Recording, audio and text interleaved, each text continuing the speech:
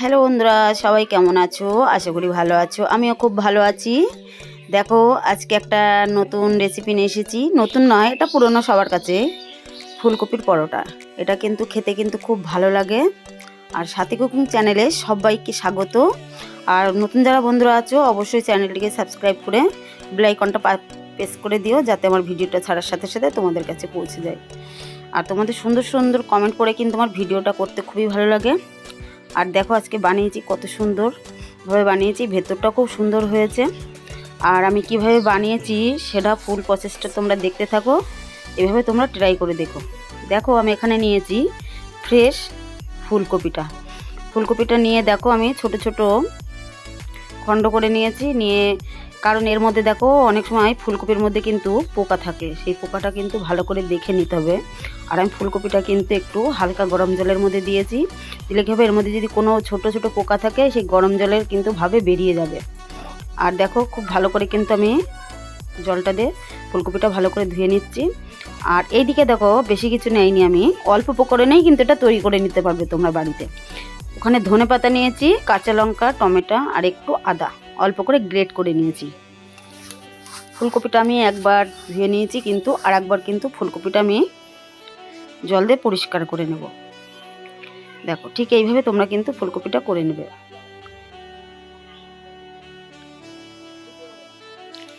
ভালো করে কিন্তু আমি ধুয়ে নিলাম। এবার একটা পাত্রে কিন্তু আমি ফুলকপিটা ভালো করে তুলে নিচ্ছি। আর এই দিকে দেখো, আমি কি করব, একটা গ্রেটার নিয়েছি। সেই গ্রেটারে কিন্তু এই ফুলকপিটা ভালো করে কুড়ে নিতে হবে খুব সুন্দরভাবে। এই দেখো, এইভাবে কিন্তু কুড়ে নিয়েছি আমি। একদম মিহি হয়েছে, দেখতেও ভালো লাগছে। তোমরাও এইভাবে কুড়ে নিও, করলে কিন্তু খুব সুন্দর হবে। আর এদিকে দেখো, আমি একটা অন্য পাত্র নিয়ে নিয়েছি, তার মধ্যে কিছুটা পরিমাণ কিন্তু ময়দা নিয়ে নেব। তোমরা তোমাদের মতনভাবে ময়দাটা নিও।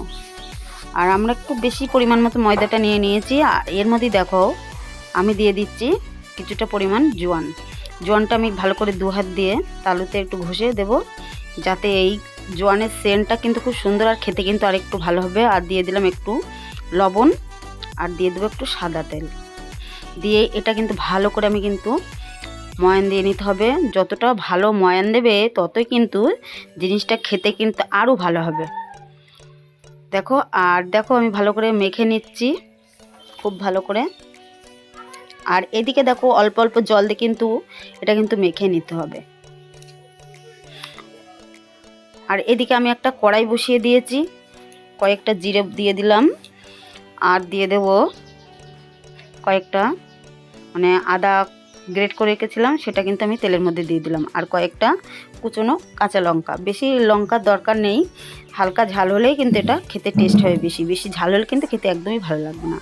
আর দিয়ে দিলাম পাকা টমেটোটা, আর একটু লবণ আর একটু হলুদ দিয়ে একটু ভালো করে নাড়াচাড়া করে নিচ্ছি খুব সুন্দরভাবে। আমি কিন্তু ভালো করে এটা একটু ভাজা ভাজা করে নেব। আর এদিকে যে ফুলকপিটা আমি গ্রেট করে রেখেছিলাম, সেটা কিন্তু আমি দিয়ে দিলাম। এটার মধ্যে দিয়ে একটু নাড়াচাড়া করতে হবে। একদম গ্যাসের ফ্লেমটা লো দিয়ে কিন্তু বন্ধুরা এটা তোমরা করবে, বেশি জোরে দিলে কিন্তু। এদিকে দেখো, আস্তে আস্তে নাড়াচাড়া করে কিন্তু এটা আমি পুরো রেডি করে নিচ্ছি। আর এদিকে দেখো, আমি একটু গোলমরিচের গুঁড়ো, একটু ধনিয়া গুঁড়ো দিয়ে দিলাম, দিয়ে আর একটু এটা ভালো করে নাড়াচাড়া করে নেব খুব সুন্দরভাবে।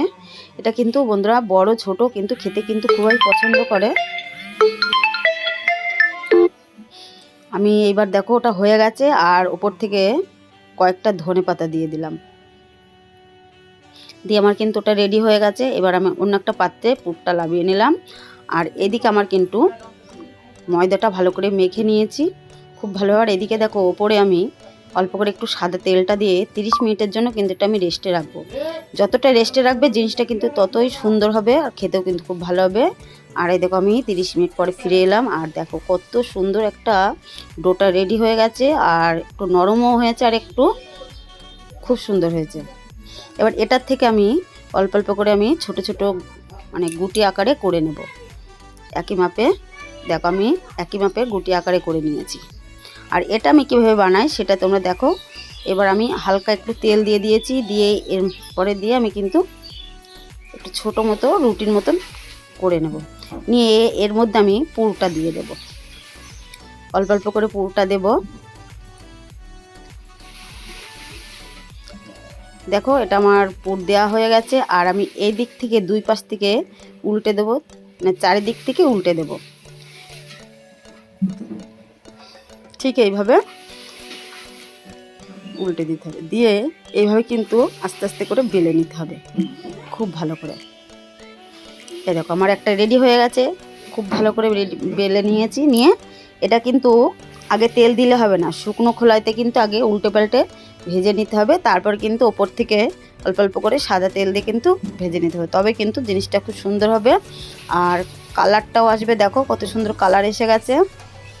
আর পুরটা কিন্তু ভেতরতে ফেটে বেরিয়ে আসার কোনো সম্ভাবনা থাকবে না। দেখো একটা রেডি হয়ে গেছে আমার খুব ভালো করে। চলো বন্ধুরা, সবাই ভালো থেকো, সুস্থ থেকো। আবার পরবর্তী দিনে তোমাদের সাথে নতুন রেসিপি শেয়ার করব। সবাইকে টাটা, বাই বাই।